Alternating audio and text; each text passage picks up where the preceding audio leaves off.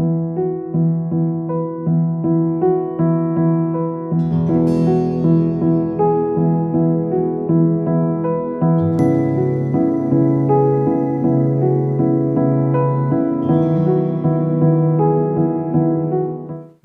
bienvenidos todos.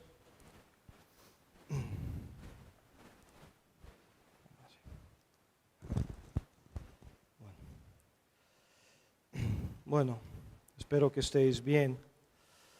Y bueno, más que nada, no espero que, que Dios nos pueda bendecir a todos, ¿no? en este día, en esta reunión. Bueno, me gustaría comenzar, con una oración y luego ya pues podamos leer la palabra de Dios.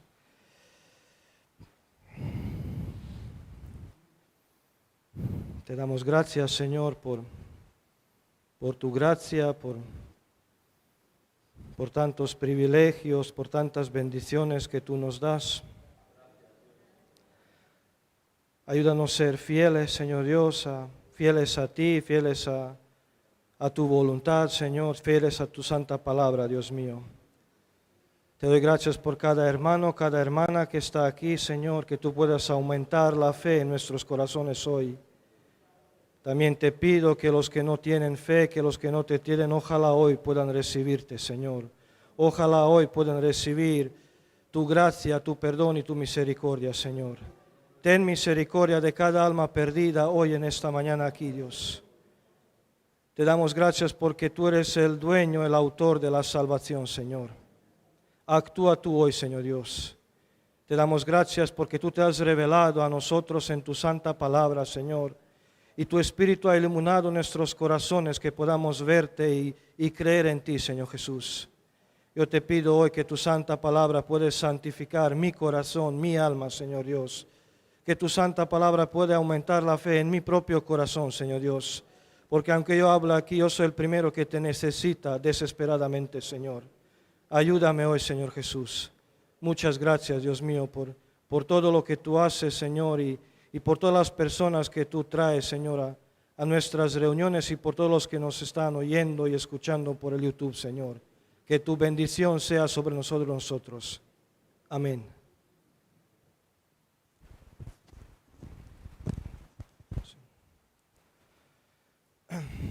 Bueno,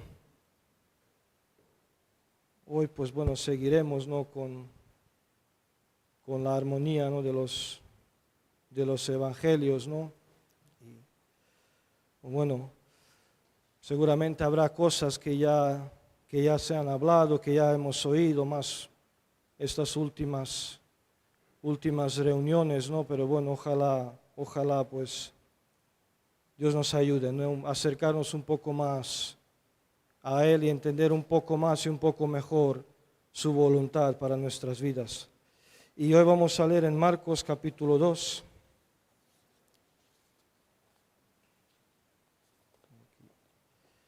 Es cuando, los 4 hombres que traen un paralítico, ¿no? Delante de Jesús y Jesús le perdona y le sana, ¿no? Bueno, vamos a leer del 1 hasta el 12. Dice, entró Jesús otra vez en Capernaum después de algunos días y se oyó que estaba en casa.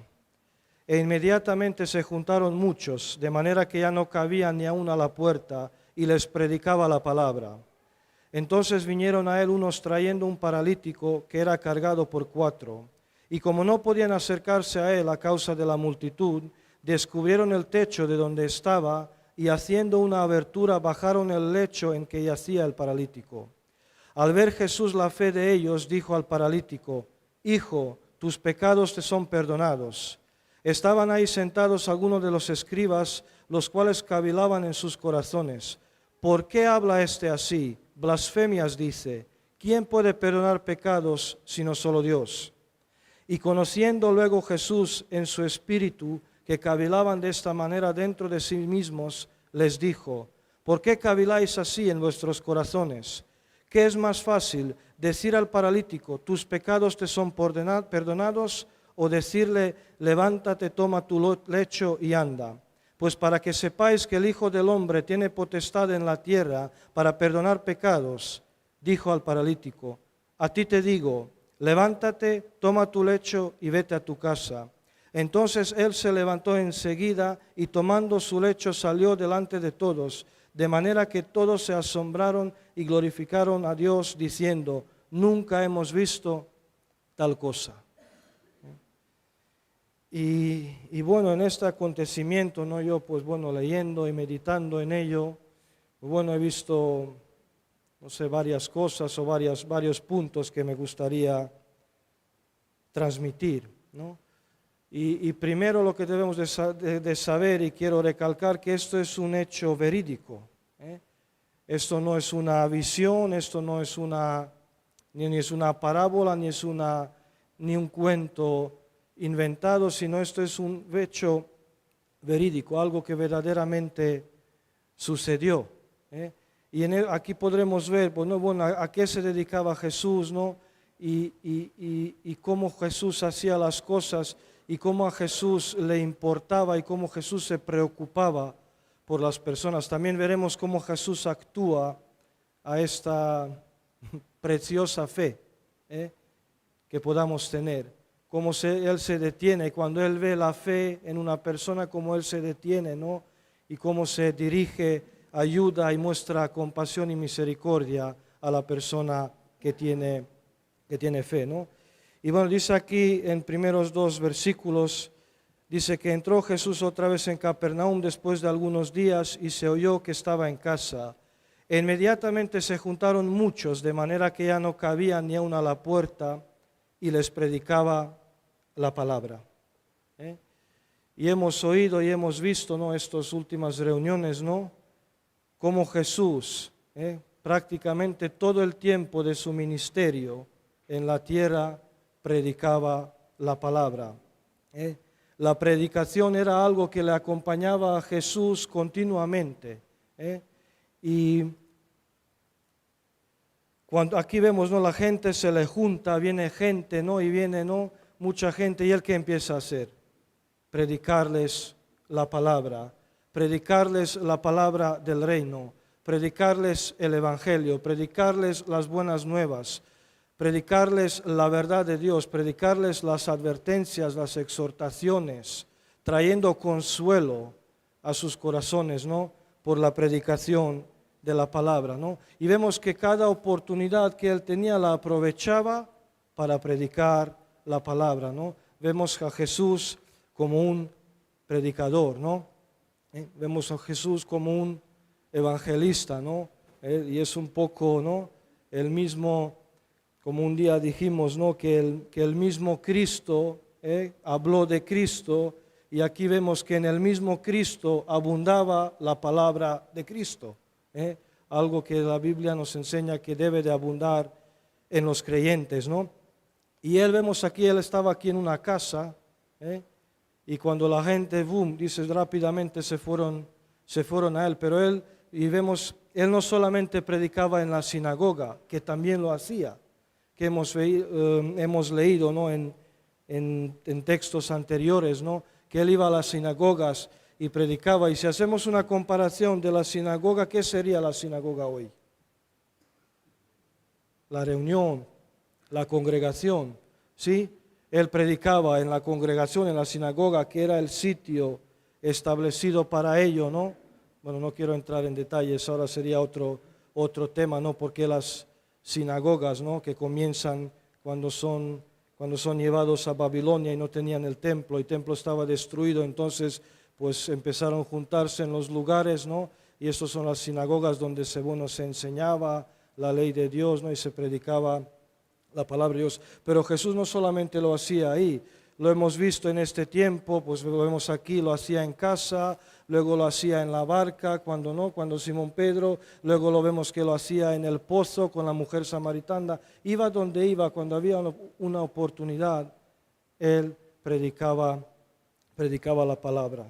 Y ahora pregunta es a los creyentes, ¿y nosotros?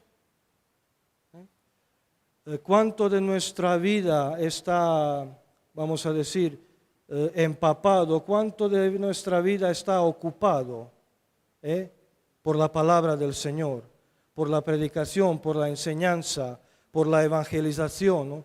¿Cuántos? Si nuestro evangelismo, nuestra predicación, si mi predicación es solamente hoy, aquí, pero luego durante la semana estoy en otras cosas, si mi evangelización es solamente cuando los que vivimos en reto, en comunidades, cuando tengo que dar un devocional, entonces estoy ahí predicando, pero luego el resto de mis días, o la predicación o la palabra de Cristo, como dije, es algo que abunda en nuestra vida, en nuestro corazón, en nuestra alma, en nuestra congregación. Y Jesús dijo ahí en Marcos capítulo 1, 38, cuando dice, tengo que ir a predicar a las aldeas de Galilea, y dijo, para esto he venido. El propósito de la venida de Cristo, Cristo vino ¿para qué? Para sanar a los enfermos, pero para anunciar las buenas nuevas a los perdidos, para anunciar el evangelio del reino de Dios, para predicar la palabra de Dios, no para predicar las buenas nuevas. Para esto era su propósito. Y cuando otros días se hablaba de cómo Jesús se levantaba muy de temprano a orar, y yo creo que su vida de oración también estaba muy unida a esto, como él sabía el propósito por el cual ha venido, y uno de los propósitos principales era para predicar el evangelio, para predicar las buenas nuevas. Como él lo sabía, él necesitaba y buscaba una, no sé si fuerza o comunión, unión con el Padre, porque sabía que luego tenía muchas cosas para hacer, ¿no? Y nosotros también, cuando estamos en los propósitos de Dios, a que nuestra vida de oración es mucho más abundante. Cuando empieza a disminuir mi oración, mi devoción en oración, mi unión con Dios en oración, cuando disminuye, cuando empiezo a dejar los propósitos de Dios y me empiezo a preocupar por los míos propios. Pero cuando yo pienso en los propósitos, lo voy a poner un ejemplo como hoy. Ahora pues bueno, como no, debía de predicar y claro, no voy a decir ni cuánto, pero más tiempo he pasado en oración, en meditación, buscando la ayuda, ¿no?, del Señor, buscando su rostro, su presencia. He pasado más tiempo que cuando estoy en otros propósitos. Y cuán importante es estar en los propósitos de Dios, ¿no?, en los propósitos divinos, ¿no? Y vemos que Jesús, ¿no?, también lo hemos visto, ¿no?, que Jesús cuando enseñaba era, ¿qué decían? Enseña como quien tiene autoridad y no como los escribas. Entonces, para poder entender cuál era la fuente de la autoridad de Jesús, nos ayuda a entender cuál era la falta de autoridad de los escribas. ¿Y cuál era el problema de los escribas? El contenido del mensaje, su testimonio. Es importante también que, ¿no?, cuando predicamos y que debemos de estar haciendo, evangelizamos, que prediquemos el evangelio y que vivamos el evangelio, porque esto va a traer, ¿no?, nos va a dar, ¿no?, cierta autoridad, ¿no? Y las personas, como aquellas personas veían una diferencia cuando Jesús enseñaba y cuando los escribas lo hacían. ¿A qué vieron la diferencia? ¿Sí? ¿Por qué? Por cómo Jesús vivía, ¿no? Por cómo Jesús andaba, ¿no? Y creo que la autoridad de Jesús, ¿no?, y yo creo que, por ejemplo, también pienso en el apóstol Pablo, era que ellos cumplían lo que decía, ¿no? Y Jesús, ¿no?, y nunca mejor utilizada la palabra, Jesús tenía una vida impecable. Tenía una vida impecable, ¿no? Y es lo que también, pues bueno, ¿no?, y como Jesús aprovechaba el tiempo a predicar, creo que los creyentes, los cristianos debemos de también aprovechar, ¿no?, la oportunidad. Y cuando estamos en estos propósitos, ¿no?, esto también afectará a nuestra devoción, a nuestra oración y nuestra relación con el Señor, ¿no? Y aquí el versículo 3 dice, entonces vinieron a él unos trayendo un paralítico que era cargado por 4. Y como no podían acercarse a él a causa de la multitud, descubrieron el techo de donde estaba y haciendo una abertura bajaron el techo en que así yacía el paralítico. Y dice que dice, vinieron a él unos trayendo a un paralítico, ¿no? A una persona que no se podía mover, ¿sí? Y como no se podía mover esta persona, no se podía acercar a Jesús. Pero vemos que había hombres que le ayudaron en ello, ¿no? Y vemos que estos hombres, yo estaba pensando, colaboraban, y colaboraban en un propósito. ¿Cuál era el propósito de estos 4 hombres? Llevar a este hombre a Jesús, acercar a este hombre a Jesús, ¿sí? Ellos estaban unidos con un mismo propósito, ¿no? Que este hombre pueda estar, presentado delante de Jesús. Y sabemos que nosotros hoy no cogemos físicamente a nadie ni le llevamos a un lugar, sino hoy en día, ¿qué hacemos? Nosotros presentamos a Jesús. ¿Y cómo lo presentamos? Predicando, hablando, evangelizando, ¿no? Podemos utilizar el término, ¿no? que queramos, ¿no? Predicando el Evangelio. Nosotros predicando el Evangelio, los creyentes presentamos a Jesús a la gente, ¿no? Pero también es importante que la gente vea que nosotros no solamente predicamos el Evangelio, sino, como dije, que nosotros vivamos en el Evangelio, ¿no? Y yo creo que este propósito de llevar las personas o presentar Jesús a las personas, si perdemos este propósito, yo he escrito aquí, hemos perdido el propósito. Cuando dice el propósito, no uno de los propósitos, ¿no? Pero yo creo que uno de los principales, cuando perdemos este propósito, hemos perdido el principal propósito que Dios tiene para los creyentes, y es predicar el Evangelio de Jesucristo, ¿no? Predicar a Cristo, ¿no? Y a veces para esto, y aquí vemos, ¿no? Hace falta ¿qué? Una colaboración, Hace falta un colaborar, un laborar juntos, un trabajar juntos. Y al final, pero cuando cada uno está en su propio propósito, esta colaboración es imposible, ¿sí? Si de estos 4 cada uno tenía su propósito diferente, ¿no? Pues cada uno tiraría o iría, o uno ni cogería ni su parte, ni llevaría, el otro quería ir allá, ¿no? Pero cuando nos unimos en un mismo propósito, y es necesario que lo hagamos colaborando, ¿no? En un mismo propósito para llevar la gente a Cristo o para presentar a Cristo a las personas, porque nosotros, ¿cómo hemos creído? O los que hemos creído, ¿cómo hemos creído? Escuchando el Evangelio. Y también, ¿qué nos asombraba a veces también? Que las personas que nos predicaban vivían el Evangelio, vivían aquello, estaban convencidos y por eso vivían aquello que nos decía, ¿no? Y a veces no era solamente una persona que nos predicó, que puede ser, pero había muchas personas con diferentes caracteres, diferentes nacionalidades, pero con un mismo propósito y con un mismo mensaje, una misma dirección: Jesucristo, el Evangelio. Nos predicaban un mismo Evangelio, el Evangelio de Jesucristo, ¿no? La salvación que es en Jesucristo, ¿no? Y qué mayor ministerio podamos tener, qué mayor servicio podamos tener, qué mejor manera para servir a Dios, servir a Jesucristo, sino llevarle otros a Cristo. Primero, porque le servimos a Cristo, y lo segundo, porque ayudamos a nuestro prójimo.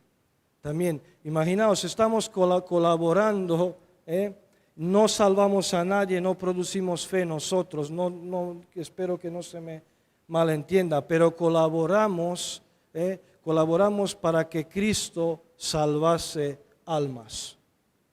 ¿Qué mayor trabajo? ¿Qué mayor trabajo? ¿Qué tiene más valor en este mundo que un alma de un ser humano? Nada, ¿no? nada, ¿no? Es incalculable, ¿no? El valor de un alma, ¿no? Y eso debería de ser un gozo y una honra, poder servir, ante todo servir a Cristo, y después también para que las personas, las almas perdidas, puedan ser salvas. Es lo que hicieron estos hombres. Vemos que era necesaria la colaboración de estos hombres para llevar a este paralítico a Jesús, ¿no? Aunque luego veremos que al final la fe es una cosa personal, ¿no? Pero también aquí vemos que había una colaboración entre otras personas, ¿no? Y muchas veces los creyentes, cuando estamos en otros propósitos, estamos perdiendo el tiempo. Cuando hacemos cosas para nosotros, para nuestro ego, para nuestra comunidad, estamos desaprovechando el tiempo y la oportunidad que Dios nos da, ¿no? Y en el 4 nos dice, ¿no? que dice que no se podían acercar, ¿no? Porque había una multitud, ¿no? Y suele pasar, no voy a decir siempre, pero bueno, muchas veces cuando colaborando, queremos presentar a Jesús a alguien, queremos llevar a alguien a Jesús, queremos estar en este propósito, ¿no? Se nos presentan dificultades, se nos presentan problemas. A veces viene desánimo, a veces vienen circunstancias, ¿no? A veces la misma persona a la cual queremos llevar, ¿no? ¿Se entiende, no? Llevar a Cristo, a quien queremos presentar a Cristo, Él mismo nos pone dificultades y nos desanima, ¿no? Con su rebeldía, con su rechazo, ¿no? Pero nosotros no debemos de desanimarnos, ¿no? O a veces las dificultades de nuestra propia alma, de nuestra propia vida, ¿no? Nos desaniman, ¿no? Y entramos en una cierta pereza en cuanto a presentar a Cristo. Y no debemos siempre estar en este propósito. Y cuando se presenten las dificultades, ¿no?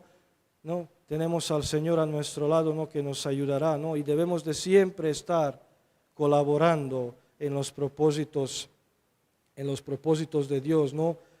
En la armonía, en la armonía de llevar otros a Cristo, ¿no? Y bueno, yo puse aquí una conclusión.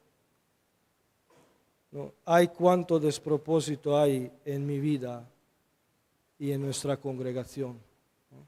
Cuántas cosas hacemos sin ningún propósito para el reino y en el reino de Dios, ¿no? Y dice el versículo 5, dice, al ver Jesús la fe de ellos, dijo al paralítico, hijo, tus pecados te son perdonados. Y vemos cómo actúa Jesús cuando ve la fe en una persona. Como Jesús no le importó, Jesús no se molestó, porque Él estaba ahí enseñando, había mucha gente, ¿no? Y no le molestó que le interrumpieran bajando a este hombre, ¿no? Sino dice, cuando vio la fe, ya su atención a esta fe preciosa. Y dice que vio la fe de ellos. Y sabemos, para recibir perdón de pecados uno tiene que tener fe, uno tiene que creer. Porque aunque yo crea, esto no le va a servir de todo a alguien. Pero sí que vemos que estas personas colaboraban en fe.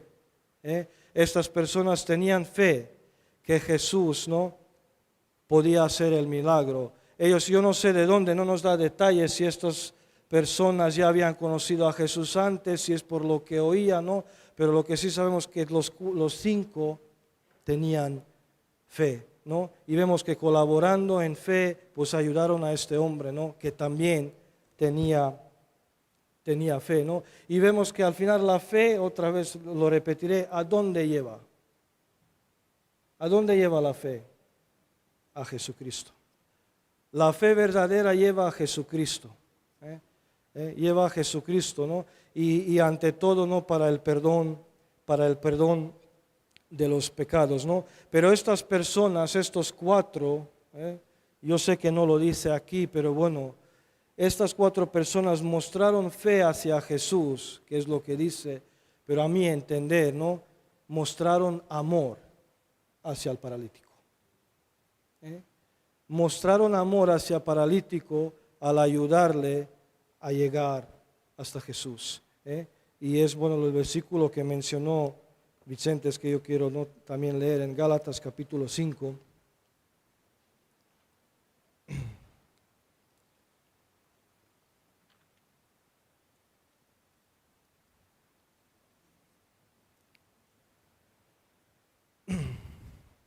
Bueno, no quiero aquí retenerme mucho, ¿no? Pero aquí habla de, bueno, de la gente que imponían la ley, la circuncisión y que había que cumplir las leyes de comidas, de vestimentas, de circuncidarse, como que el Cristo no era suficiente, ¿no?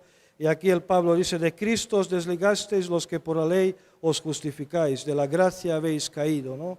Está diciendo, o eres justificado por la gracia en Cristo Jesús, o te intentas justificar por la ley. Entonces, si tú te quieres justificar por lo que tú haces, la gracia de Cristo no tiene sentido para ti, ¿no? Y dice, pues nosotros por el Espíritu aguardamos por fe la esperanza de la justicia, porque en Cristo Jesús ni la circuncisión vale algo ni la incircuncisión, sino la fe que obra por el amor, ¿no? Y yo lo que yo no sé, he visto, ¿no?, en estos 4 hombres, ¿no? Ellos tenían una fe, pero una fe que era motivada por el amor. Yo no sé si este hombre, el paralítico, no sé si eran familiares, amigos, conocidos, no lo sé, no nos pone estos detalles, ¿no? Pero yo estoy seguro, ¿no?, que ellos amaban a este paralítico y por amarle y teniendo fe en Jesús, le llevaron a Jesús. Y eso es el cristianismo, la fe que obra por el amor. No tanto ritos, rituales, ceremonias, sino es una fe que obra por una fe que es motivada por el amor. Por el amor, y el amor es hacia el otro. No es el amor hacia uno mismo, ¿no?, sino el amor hacia el otro. Siempre el amor es hacia el otro, ¿no? Amarnos a nosotros mismos lo tenemos demasiado, ¿no?, de sobra, ¿no? Y aquí, bueno, vamos a leer, justo había la gente esta que exigían la circuncisión y tal, pero ni tenían fe, ni tenían amor. ¿No? Y vemos también, dice, no, que ellos le llevaron, y claro, ellos a este hombre le llevaron, me imagino, pues con su problema físico, ¿no?, del parálisis corporal que tenía, ¿no? Pero Jesús lo primero que trata, lo primero que resuelve es el problema del alma. Es la dificultad del alma, ¿no? Y le dice, hijo, tus pecados te son perdonados. Y es el principal problema de todo hombre. Y ese es el problema que separa a todo hombre de Dios. Este hombre era paralítico, para todos aquellos que dicen, yo no he matado, yo no he robado. Este hombre era paralítico. ¿Qué pecado podía cometer este hombre si no podía ni caminar? Era pecador, lo vemos claramente, tenía pecado, pero seguramente mucho menos que uno que, bueno, se puede mover, puede andar, puede tocar, ¿no? Si él siendo paralítico tenía pecados, cuánto más nosotros, ¿no?, que aquí la gran mayoría, ¿no?, nos podemos mover, ¿no? Lo que al final entendemos que todo hombre tiene el pecado y todo hombre necesita, ¿no? Y es la mayor y la principal necesidad que tenemos los hombres, el perdón de los pecados. ¿No? Y dice el versículo 6, dice, estaban ahí sentados algunos de los escribas, aquí están estos religiosos, que entendían muy bien, que se dedicaban a leer, a estudiar, a interpretar la ley de Dios. Dice, algunos de los escribas, dice, los cuales cavilaban en sus corazones, ¿por qué habla este así? Blasfemias dice, ¿quién puede perdonar pecados sino solo Dios? Y vemos que ellos no conocían a Jesús. Ellos no tenían la fe. Y vemos que ellos tenían mucho conocimiento de la ley de Dios, pero un conocimiento envanecido, un conocimiento que estaba completamente carente de amor. Eran personas que no creían, no tenían fe. Y sabemos que ellos iban a Jesús con qué propósito. A ver si le pillamos en algo para poder condenarle. Esto era su intención de la gran mayoría, ¿no? De los escribas, de los intérpretes de la ley, ¿no? Y estos hombres que se estaban ahí quejando eran todo lo contrario de estos 4 que llevaban al paralítico. Eran todo lo contrario, ¿no? En Mateo, en 23,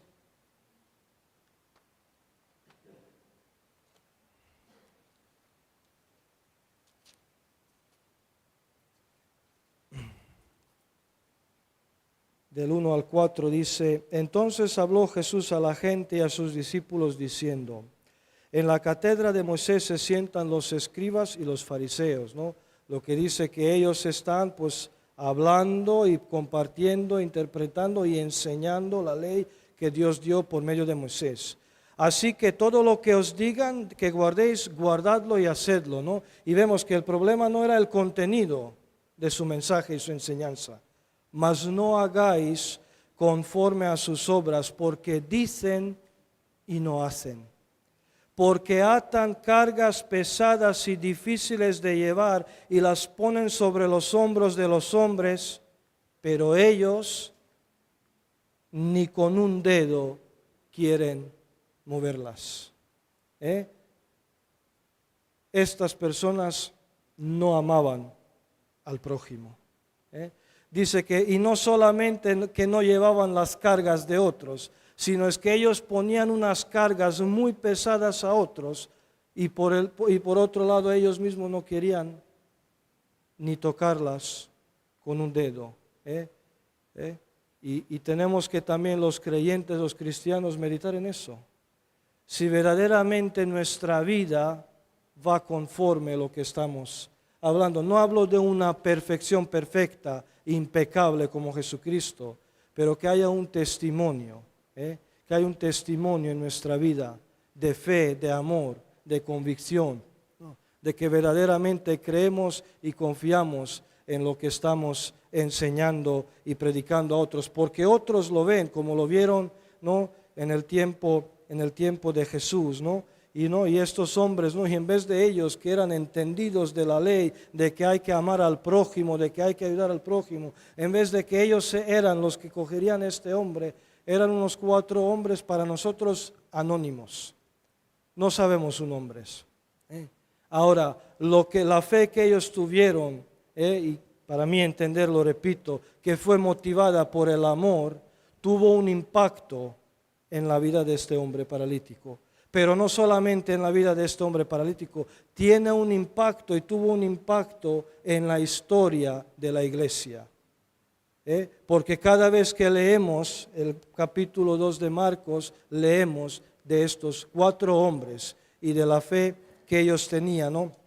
Y cómo colaboraban, ¿no? En esta fe con este hombre, ¿no? Repito, también entendemos que el paralítico también tenía fe, pero necesitaba que le ayuden, que otros colaboren en la misma fe, para que él pueda acercarse a Jesús, ¿no?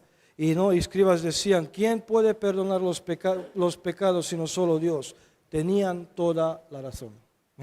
Tenían toda la razón lo que decían. Solamente Dios puede perdonar los pecados. Vemos que su teología, vamos a decir, era la correcta. La cosa es que delante de ellos estaba Dios que vino en carne.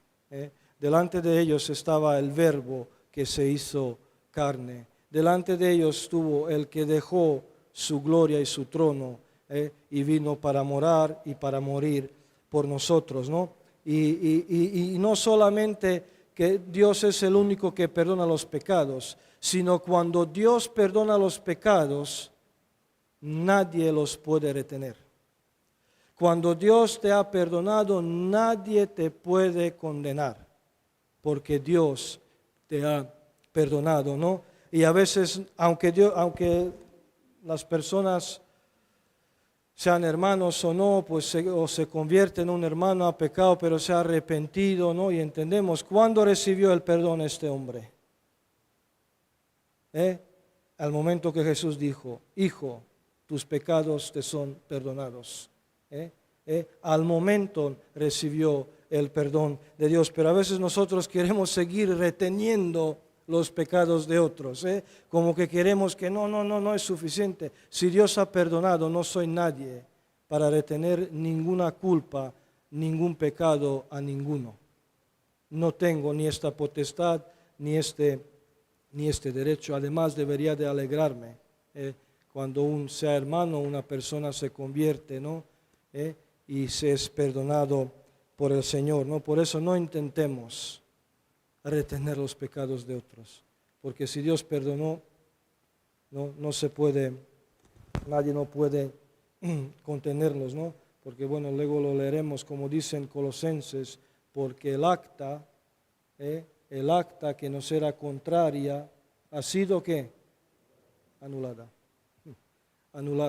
Y ni un demonio, ni el Satanás, nadie la puede reactivar, porque ha sido anulada por Cristo Jesús, ¿no?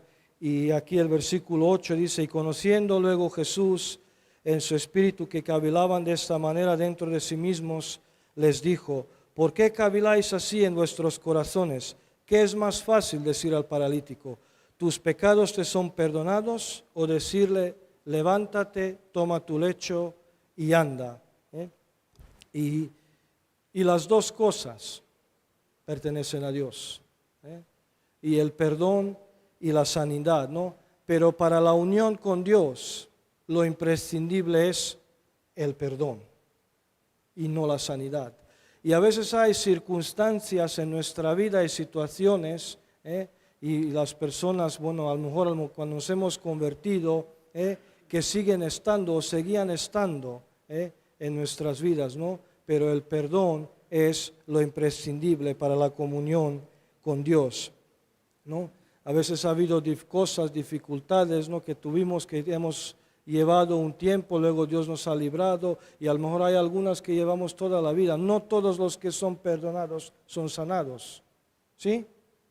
No toda persona que ha sido perdonada ha sido sanada. Este paralítico tampoco, al momento que fue perdonado, no al mismo momento recibió la sanidad. Y la sanidad de este hombre tenía un propósito, ¿no? Y era para que Jesús mostrase que igualmente que cuando Él dice levanta, Él se levanta, el mismo efecto tiene cuando Él dice tus pecados te son perdonados, ¿no? En Colosenses, vamos a leerlo esto en capítulo 2.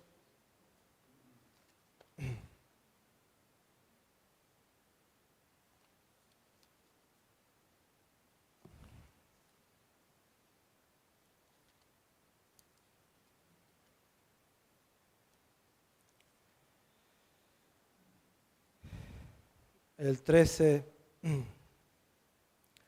dice, y a vosotros estando muertos en pecados y en la incircuncisión de vuestra carne, os dio vida juntamente con Él, perdonándoos todos los pecados, anulando el acta de los decretos que había contra nosotros, que nos era contraria, quitándola de en medio y clavándola en la cruz. Y despojando a los principados y a las potestades, los exhibió públicamente, triunfando sobre ellos en la cruz, ¿no? Y vemos, ¿no? Cuando recibimos la vida, la unión, la comunión con el Señor, cuando Él nos perdona nuestros pecados. Dice, os dio vida, ¿cómo? Perdonándoos vuestros pecados. ¿Cuándo comienza vida nueva? Cuando recibimos el perdón de pecados. ¿Cuándo comienza la regeneración? Cuando recibimos el perdón de nuestros pecados. ¿Cuándo comienza la comunión, la relación con el Señor? ¿Cuándo somos la parte de la iglesia de Jesucristo? Al momento que recibamos el perdón de los pecados, ¿no? Y esta vida que Dios nos da, ¿no? Debemos de utilizarla o debemos de aprovecharla. ¿Para qué? Para vivir esta fe que obra por el amor, ¿no? Y el propósito de esta fe que obra por el amor es que los demás puedan conocer a Jesucristo, ¿no? Y bueno, volvamos a Marcos.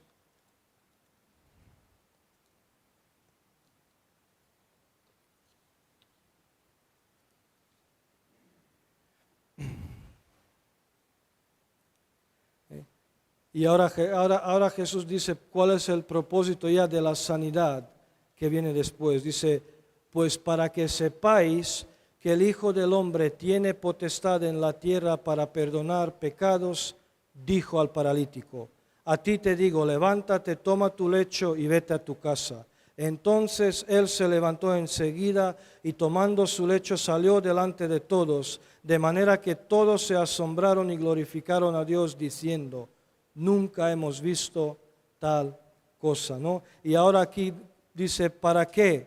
¿Para qué sana este hombre? Para que ellos puedan saber, para que ellos puedan ver que el Hijo del Hombre tiene potestad para perdonar pecados, para que de la misma manera cuando Jesús dijo, levántate, toma tu lecho y vete a tu casa, ¿qué dice? ¿Cuándo sucedió? En el versículo 12. Entonces se levantó enseguida. Entonces, ¿cuándo recibió el perdón? Enseguida que Jesús lo dijo. Al momento que Jesús lo dijo, ¿no? Y Jesús aquí estaba mostrando a esta gente que estaban murmurando y que estaban quejando, ¿no? Su autoridad, su potestad, su poder, ¿no? Y esta expresión, este título o este nombre, el Hijo del Hombre, ¿no? Tiene que ver, pues bueno, con sí que Jesús es humano, que Jesús es Dios hombre, ¿no? Dios que se hizo semejante a los hombres, pero también tiene que ver con la potestad y la autoridad que tiene, ¿no? Ahí en Daniel, en capítulo 7, en el 13 y 14, habla, ¿no? La visión de Daniel. Daniel vio, ¿no? Uno como hijo del hombre y le fue dada la potestad, la gloria, ¿no? Y los fariseos, estos que cavilaban, conocían muy bien, conocían de sobra lo que Daniel decía, quién es y la potestad que tiene, Hijo del Hombre, ¿no? Y Jesús se los mostró y Jesús lo confirmó. Y también vemos, ¿no? Como que hemos también estos días, ¿no? El poder, la potestad, la autoridad de la palabra de Cristo. Jesús dijo 3 cosas a este hombre, ¿sí? De las 3, ¿cuántos se cumplieron? Las 3.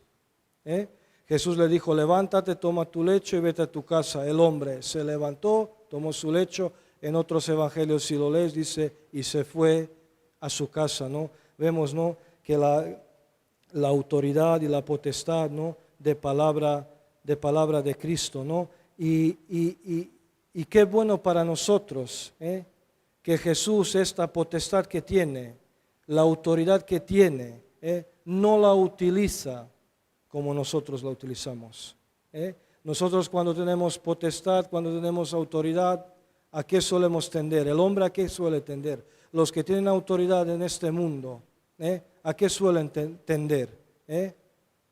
A aplastar, ¿sí? A controlar, a dominar, ¿sí? A someter, a sujetar, ¿sí? Pero Cristo aquí, con la autoridad y la potestad que tiene, lo utiliza para mostrar misericordia. Lo utiliza para mostrar compasión, lo utiliza, ¿no? Para ayudar a las personas necesitadas, ¿no? Y los que hemos recibido esta misericordia, los que hemos recibido esta fe, los que hemos recibido, conocido este amor del Señor, a lo que debemos de dedicarnos, a lo que debemos de invertir nuestro tiempo, ¿no? Es a mostrárselo a los otros, ¿no? Lo que debemos de colaborar, importante, unos con otros, en los propósitos de Dios, ¿no? Para que los demás pues puedan conocer al Señor, ¿no? Que no nos perdamos en nuestros propósitos, sino que estemos en propósito para que otros puedan oír, ver, creer quién es Jesucristo y cuál es su obra, ¿no? Que podamos vivir esta fe verdadera, esta fe que no es fingida y esta fe que es motivada por el amor, ¿no? Y bueno, de mi parte nada más y gracias.